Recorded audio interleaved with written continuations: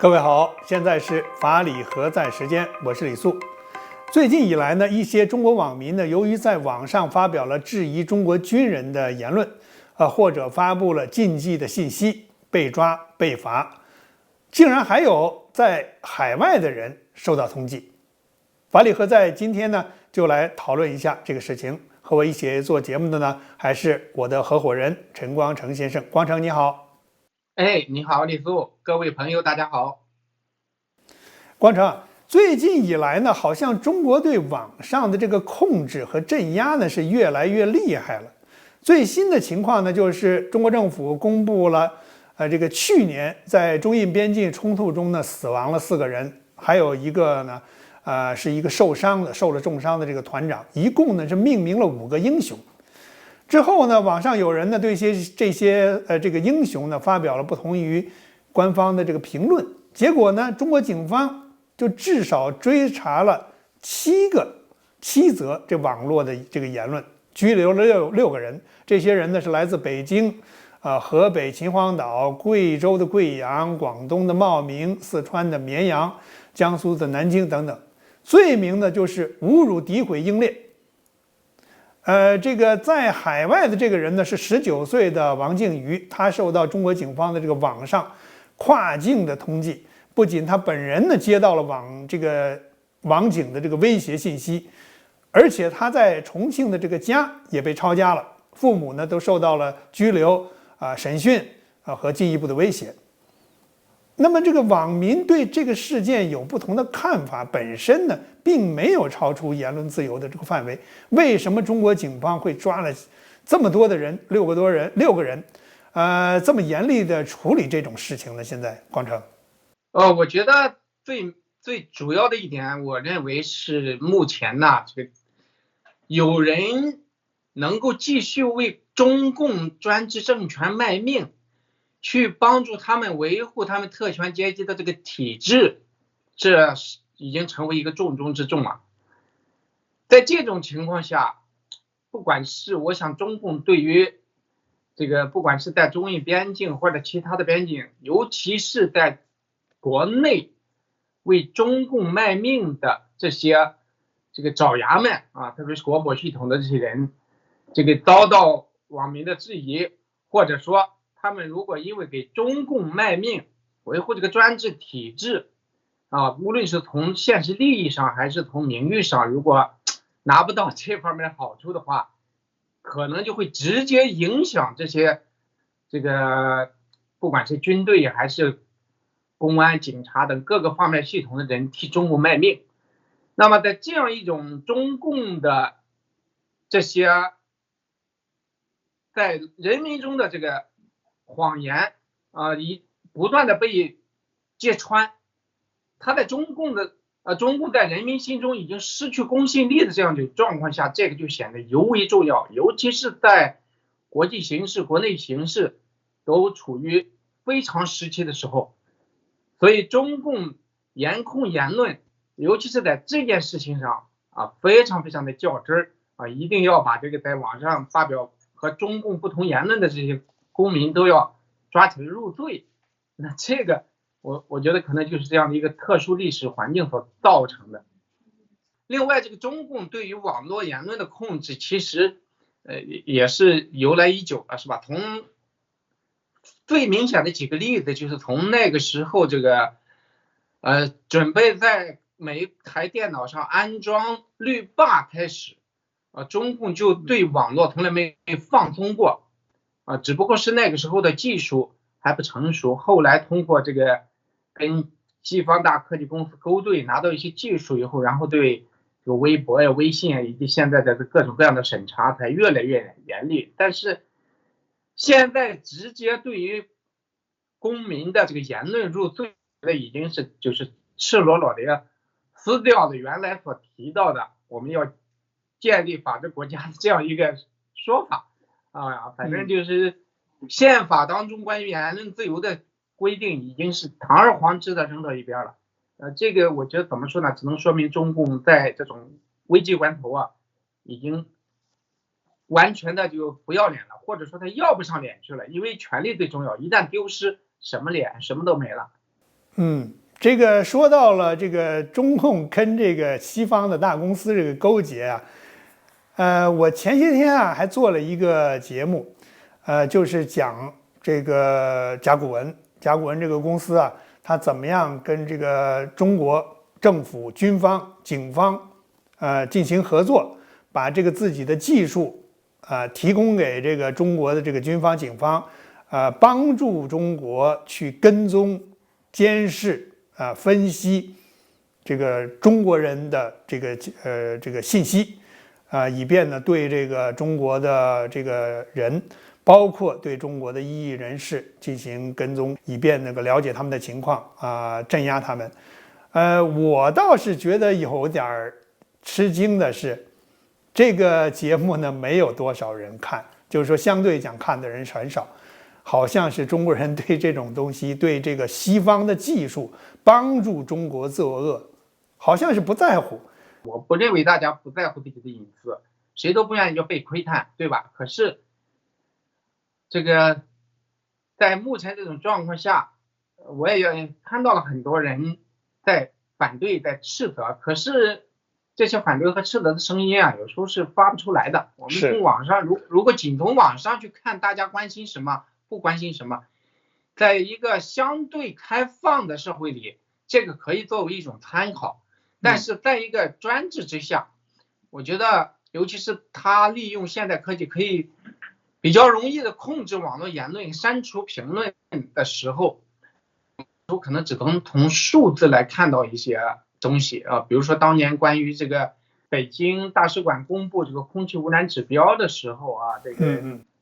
你要看下边的评论，那几乎都是支持共产党的，谴责这个大使馆公布这个东西。但是呢，你要看被删除的数量，800，好像是接近800条评论，其中只留下了10几条，其他都被删了。从这个角度来看呢，我觉得大家又能很容易的就得出一个中国网民在支持什么，反对什么。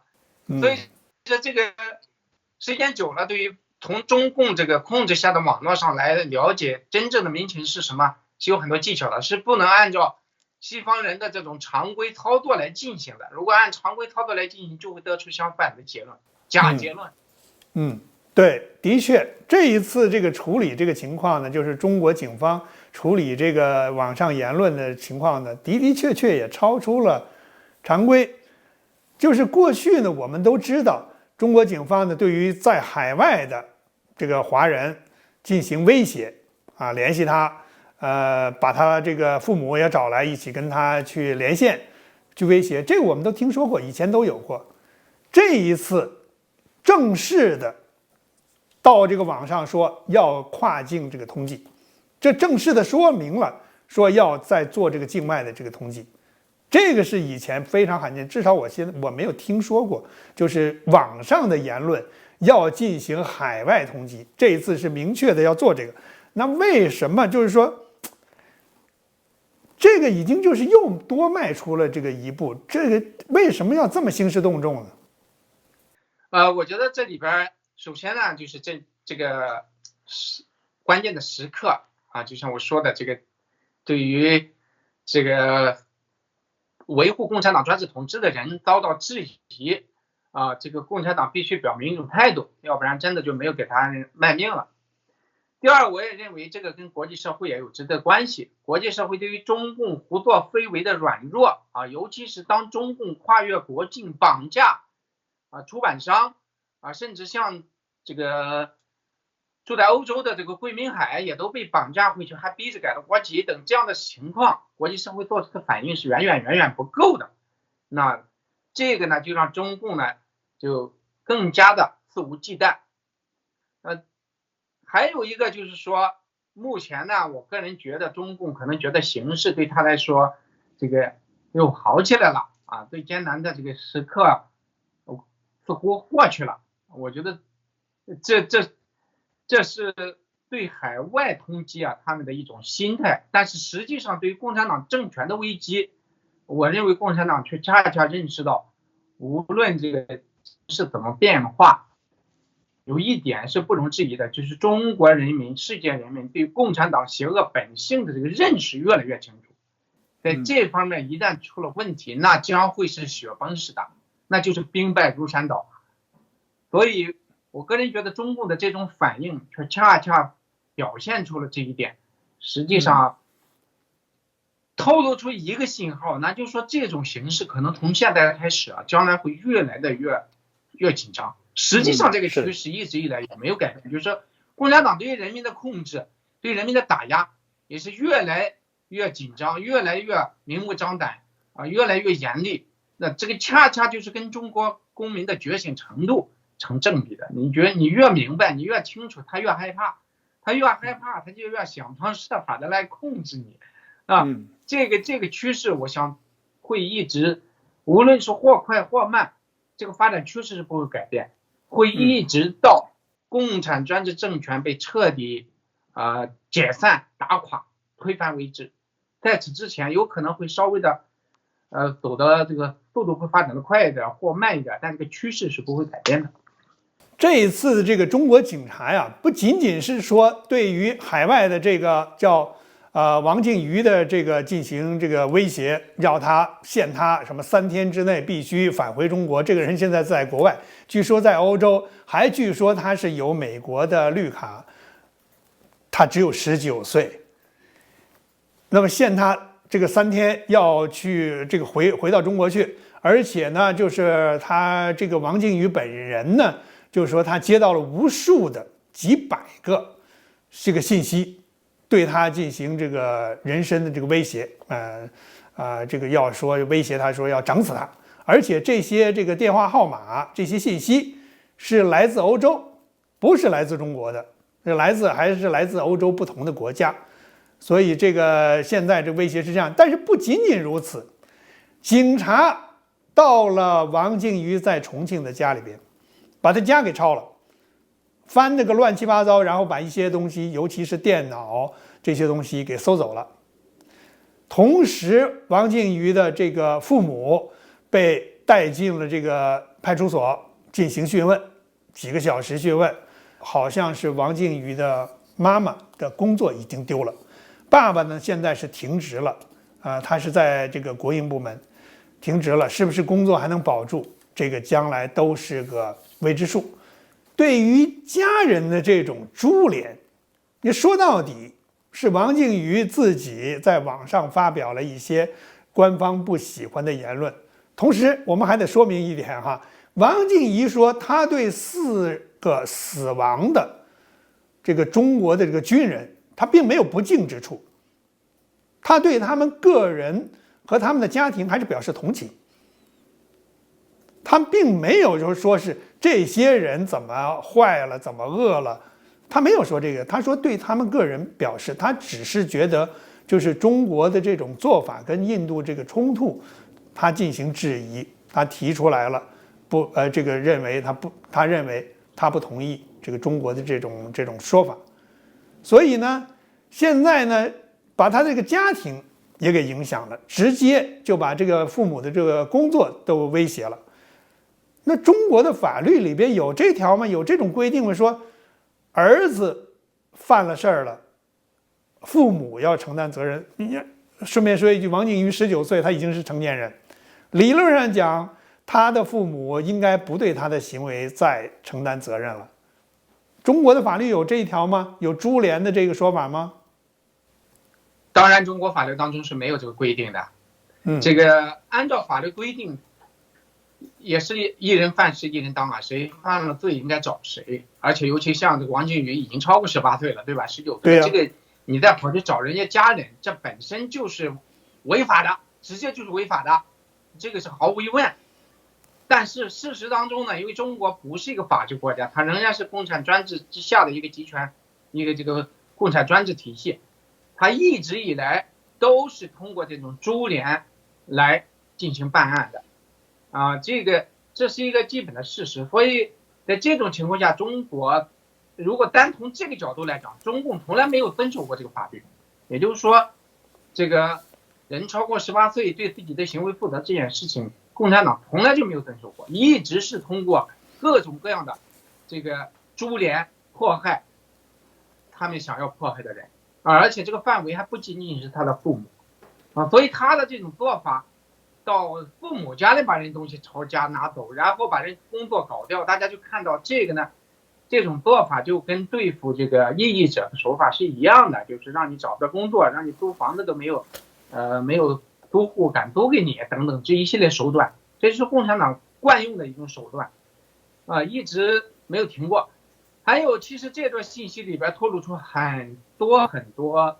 重要的信息，是多方面的。刚才你提到在欧洲给这个人打电话，给这个王靖宇打电话的人来自不同的国家，用不同的号码，而且还是海外的。那么这个呢，很明显这是这个是中共的这些水军啊，恶意的做法，而且这种做法呢是有系统的，有的号码肯定就是在海外，因为中共就是在海外安插了很多，或者说收买了很多他们的水军，这个是到处都有，不光是欧洲，每一个这个民主国家都有大量的这样的人这样的人呢，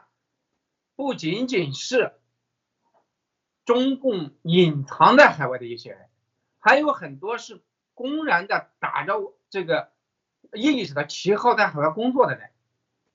换个马甲就去做这样的工作，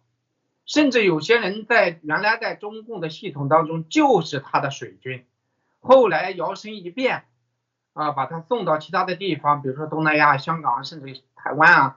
等等这些地方，过渡一个阶段，最后辗转来到西方国家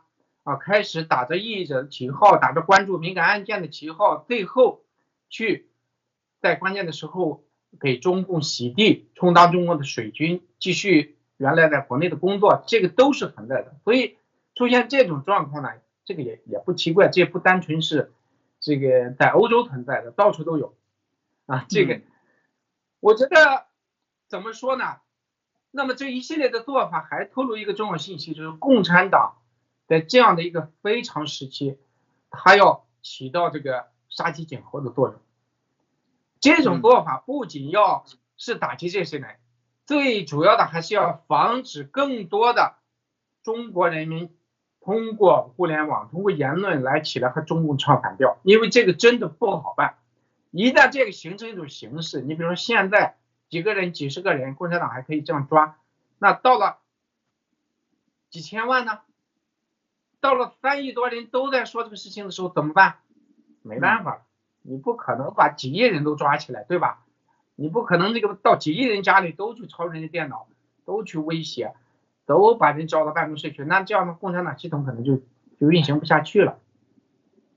所以一定要在这个形成气候之前，共产党要把它打掉。这也就是共产党维稳当中常用的一种指导原则，就是要把一切因素、不稳定因素、影响中共专权的因素消灭在萌芽状态。那么这件事情呢，很明显，在他看来还是处于萌芽状态，所以中共一定要这样做。另外一个就是说，在海外的人享有这个真正的自由，对吧？中共一般来说没办法控制。通过这种手段，什么限期让你回国、限期投案自首等等这些手段，这也是共产党长期以来一直用的。出现了问题以后别管这个事情的实质是什么，先对你进行威胁恐吓，这个真正的实际意义，我觉得要远远大于让几个人去自首这样的这个意义换句话说，在某种情况下，他发出这样的东西，你如果真的去交代，用他的话说去交代清楚了，他也未必就去追究那些人的责任。但是呢，通过这样的公告发出来，通过舆论的广泛宣传，给人民造成的这个恐吓性效应，是要比那个要重要的多。所以中共真正要的就是这个东西。你别觉得你在海外，你只要有家人在国内，你就要考虑考虑你的言行。你要发表跟我不一致的意见，你就面临着像王靖宇家人这样的危险。你先好好的这个衡量衡量。那这个对于很多普通人来讲，我讲这个威吓恐吓性作用还是非常非常大的。所以中共也正是抓着中国，怎么说呢？被专制奴役很多年，中国人都是很怕摊上这种事儿那可能就会有的想发的，有可能因为这件事情就不发了，想发的激烈一点的，可能就发的平淡一点的，还没发的，国内的人可能家人看到的消息的，也可能就会打电话来啊，小张、小李、小王，你怎么着？这个你看看那个谁谁谁怎么着了，你千万别再胡说八道啊的。要明知道这些电话共产党都听着，至少可能要嘱咐一下，尤其是对于这年轻的孩子，那这样呢，对于中共来讲，就从本源上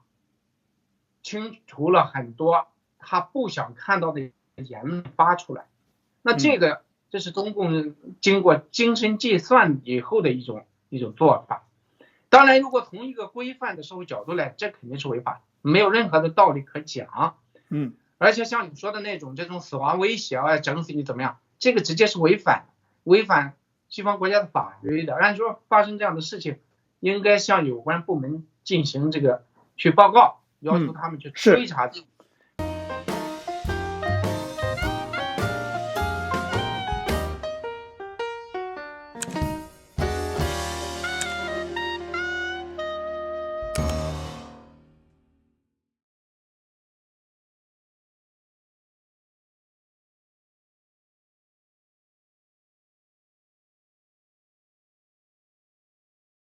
这一次呢，是说对于解放军的英雄人物是英雄烈士，这个不敬，所以呢是受到了这个处罚。那么中国的这个刑事诉讼法呢，它修订以后呢，在3月1号要执行了，正式实行。有人说啊，他这个正好是现在是还没有执行，如果真执行的话，这个判刑要判得厉害。说要判3年以下的这个有期徒刑的。那么这个中国政府说的所谓的英雄也好，烈士也好，不仅仅是说烈士英雄，这英雄可能是活的，是现在的，就说不得了。如果今天说中国政府说的英雄烈士这些人你不能说了，明天可以政府做一个规定说所有的政府官员你不能说，他可以做出来。再后天他说所有的共产党员9000万个共产党员你都不能说。那这样做下去的话，这个所谓的宪法保障的言论自由还存在吗？那这个意义在什么地方？就是说中国政府会不会由于形势的越来越对自己不利，或者说他越担心，他会把这个所谓的禁言的范围越来越扩大，有没有这可能性？这个不是可能性的问题，这个是一直在做的问题。这个共产党不一直在这样做吗？所以这个从来没有停下，不管法律上怎么写，共产党都一直是在这样做的。那这个也就是集权嘛，就是集权上下边的环境，它就是会这样。共产党可以随意的去修改法律，随意把他们想要的这个东西写进去。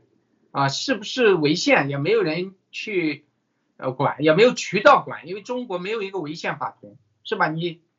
即使是违宪了，那还得通过共产党来说。在这种情况下呢，这个共产党他不具备什么都是他说了算的这样一个状态那么改变了这种集权状态以后，那你比如说你中共立出这样的恶法，违反宪法，可能这个立法机关或者就会就会抵制，不能让你通过，或者说这个司法机关就会对这个做违宪审查让你这个如果确定为违宪，你这个就不能变成法律。共产党那可在共产专制之下，这个是没办法做到的。那在这种情况下，共产党就会随意的去这样写他完全可以这样写对吧？今天这个不能，那个不能，是其实他这种说法本身是没有法律依据的，对不对？你这个不能，那个不能，你是不是跟宪法当中人民言论自由的条款相违背了呀？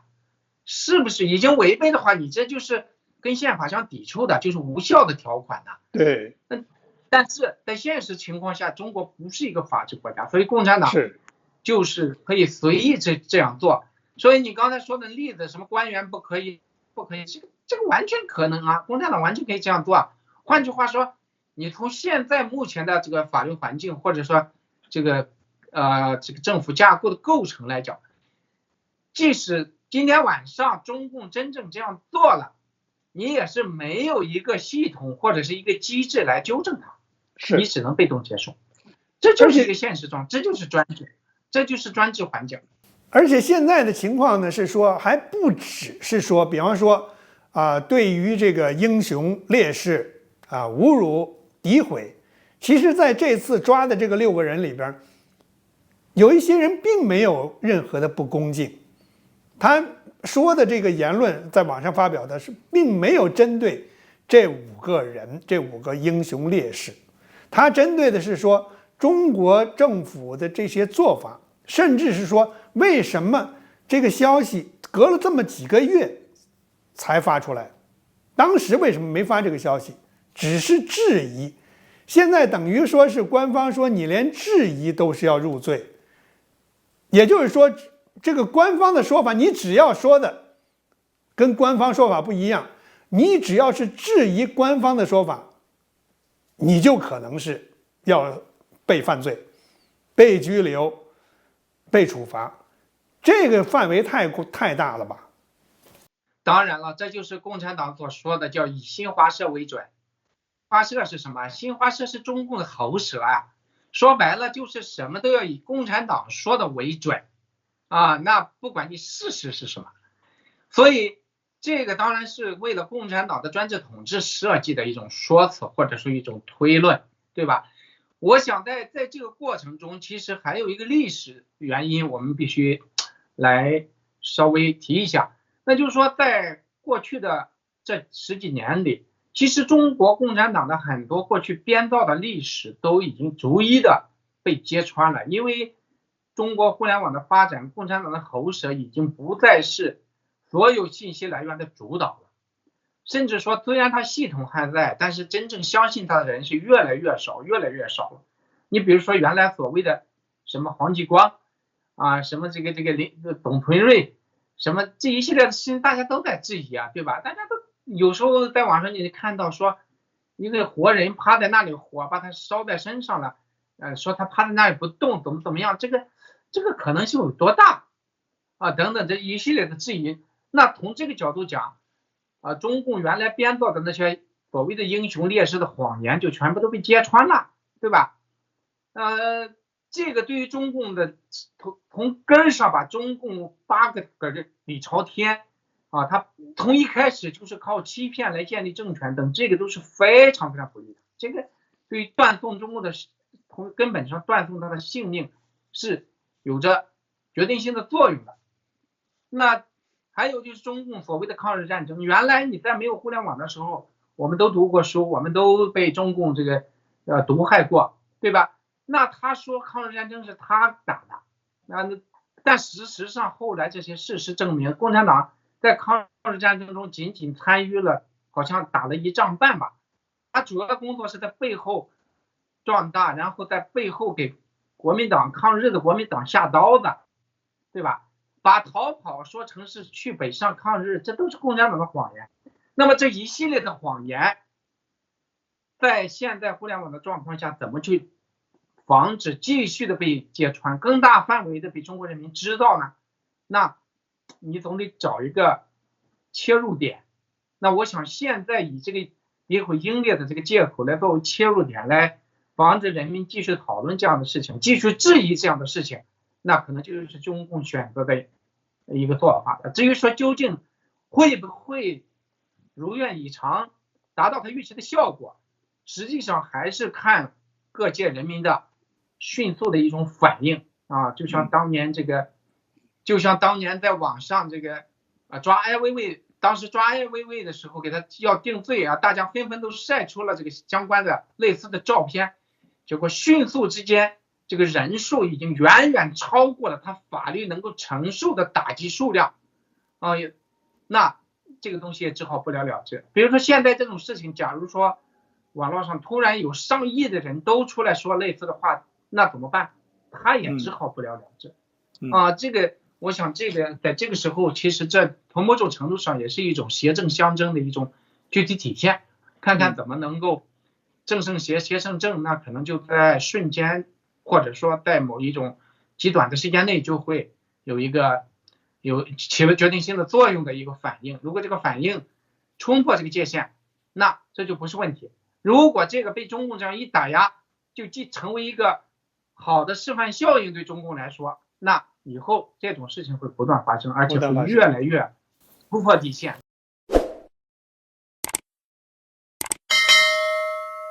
那么这一次的情况呢，这个王靖宇就是在海外被通缉的这个小伙子，19岁，他这个被这个事情出现了以后呢，他的个人这个信息就在网上给曝光出来了，他的这个姓名、地址、护照、驾驶执照、电话号码，通通都给登出来了。当然了。这个，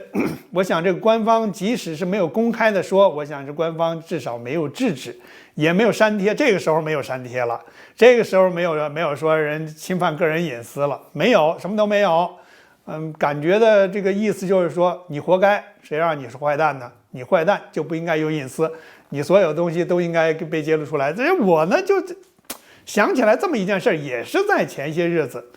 有人也是因为在网上。这个罪名啊，是说侵犯个人的这个信息，被抓了24个人被抓，不仅被抓，还都被所有的24个人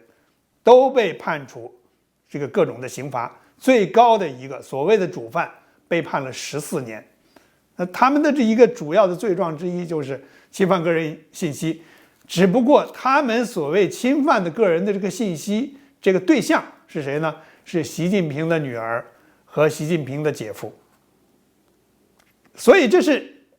所谓的中国人讲叫同人不同命啊。有一些人可以就是被活该，你的信息放在网上，活该，谁让你是坏蛋？有一些人信息被公布出去，那就是恶意的，就是侵犯信息，要抓。据说这个行动啊是全国进行的一场行动，这个事情是最早是出现在2019年。2019年呢，说是他们的其实他们这个信息呢，不是发在中国国内的这个网站上面，是发在境外的这个网站上面。而中国国内的这些网站呢，它只不过是转了链接，其中有一个叫做所谓的恶俗维基，它转了链接。那么全国各地抓了好多人，抓了以后呢，大多数的地方把这些人都放了。认为也没有罪，大概我想教育，训斥一下就算了。但是广东茂名地区的警方不一样，他们就是死抓住不放，揪住了这个恶俗维基的这个网站，24个人，这24个人里边，其中有9个人是未成年，所有的人都入罪了。那么最多的这个就是判了14年，姓牛腾宇。对，他是牛腾宇，他呢而且还说这个人实际上他自己和他的父母都说了，说这是一个诬陷啊，根本他不是一个主犯，主犯另有其人，只不过呢，这个主犯呢是跟中国官方关系密切，甚至是可能是使用了贿赂的手段，把这个主犯就换下去了。就换成了这个牛腾宇，他就变成主犯了。结果呢，在这个处理过程中，都威胁要求这些家长们，因为都是小年轻人，威胁他们的家人们说：“你们最好保持低调，不要说话，这样呢能够保证他们从轻发落。”结果这些家长们发现根本就没从轻发落，真是叫做坦白从严，抗拒从宽了。所以现在呢，有10个家长，其中有10个家长联名写信，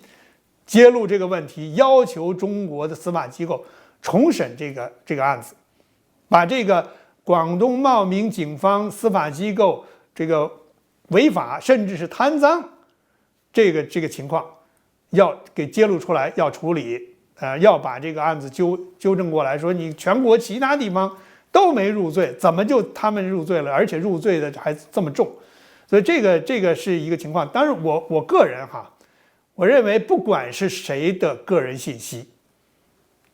他都有保护，他都有维护自己个人隐私的权利。这个下至这个刚才我们所说的这个王靖宇19岁的一个孩子，他有权保护自己的隐私，上至上面这个习近平他的女儿、他的姐夫，都应该有权维护自己的隐私，他们的隐私都不应该在未经允许的情况下非法的泄露出去。这我个人是这样看。但问题我们现在说的不是说谁的隐私的情况，说的是说为什么同样都是个人信息、个人的隐私被揭露了、被暴露出去了，为什么会有这么样的不同的处理？这是一种司法不公正的这个问题，对不对，馆长？对，这不仅仅是一个司法不公正的，简单的这么去解读。其实中国的司法本身就是中共的一个统治工具，所以你从这根本上这样去理解，你就不要抱所谓的公平对待的这样的期待。那事实上，你刚才说的这个例子就很有意思嘛。其实，在监狱还是看守所里就非常流行的一句话叫坦白从宽，牢底坐穿，抗拒从严，回家过年。其实中共对于他们写在法律里的这一条，什么坦白从宽抗拒从严，这个东西也都被这个很多人加上了下句。那实际上对于中共的认识，我觉得是非常扯的。但是一般老百姓没有跟中共司法部门，换句话说，没有跟中共这个官僚系统直接打过交道的人他有时候是非常朴实，甚至天真善良的。他根本不明白共产党这种阴谋那只是骗你，那只是说你别发出声音，把这个事情就悄悄的想打你几下，然后告诉你别叫我打得轻一点，反正我就已经达到你的目的了反而还没有多少影响，是吧？你这个说出去好说不好听，对于中共来讲，对吧？那你就上他的当了。所以我就觉得我在这再次跟朋友们强调一遍，在任何情况下，你对共产党的任何说辞，你不要有丝毫的相信，你只要一开始相信他哪怕是共产党说1加1等于2，你也要知道1加1等于2之后，可能他要给你加上一个哥德巴赫猜想，最后会告诉你1加1不等于2也是对的。所以你不要对他有任何的相信，你只要有任何的一点相信共产党说有一点道理，坏了，你这样肯定没好下场，肯定要倒霉。所以这个你一定要有这样一个认识，相信共产党没有好下场。在任何情况下，共产党要说你千万别往东走往东走那很危险，你跟着我往西走吧。好，在这种情况下，你要坚定的往东走下去。如果你原来还犹豫的话，你听了共产党这话，你就要反而验证了这是对的，你一定要坚定的走下去你要没有这个意识，那你可能就会上当了。另外一个呢，就是说其实这些信息当中都清楚的表明这个在像王靖宇这样一件事情遭到共产党的这些威胁的时候，或者说刚才提到的个人信息被泄露你不要一开始就以为这是被泄露或者网友做了什么东西，这些都是共产党在背后这个相关部门主动做的，这个我是有亲身体会的。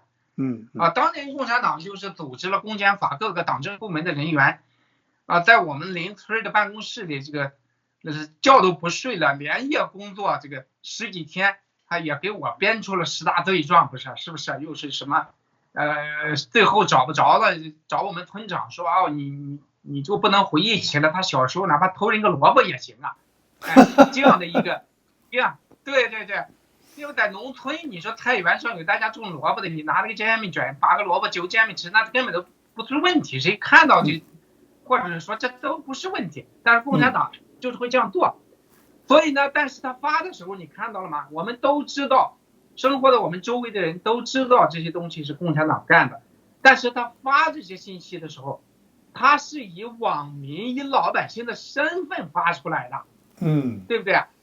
所以这个东西大家你一定知道，王靖宇的信息被泄露出来，这个护照信息一般情况下你普通网友那么容易就拿到是当然不会那就是共产党相关部门当中故意这样放水做出来的，给了这个一些五毛一些愤青，让他们利用，或者说中共的水军让他们好利用的这样一个机会，创造这样条件让他们去做的。所以从这个信息大家一定不要这样去想，不要觉得这个是网友愤青或者中国老百姓被中国奴役，实际上成了不明事理，完全不是这样。这是共产党故意想把这个你的意识引领到这个领域去，让你觉得啊中国人不值得管，不值得救啊，中国人民本身有劣根性等等，往这个方向去引导啊。另一个就是说，对于这个习近平女儿信息的泄露，共产党采取这样的手段，我想，广东很明显是要给这个党中央有个交代。像这样一个系统，你说单纯的我觉得两方面都有，可能从一开始呢，对这个事情进行这个网络审查、司法威胁，甚至是这个抓捕，这个可能是处于维稳的需要。中共一直以来呢就是这样要求的，他们就这样做。那其他地方为什么都放了呢？对吧？这就是一个常规的维稳。你泄露个人信息，说实在话，在中国，这已经大家都是习以为常了。那么为什么广东这个不是这样呢？而且熟悉中国司法体系的人都知道，一个人被定罪啊，如果没有一个幕后的黑手去多方面的协调推动，那是不可能达成的。首先，按照中国的司法体系，它都有自己的运行机制，只要共产党委政府不插手去干预，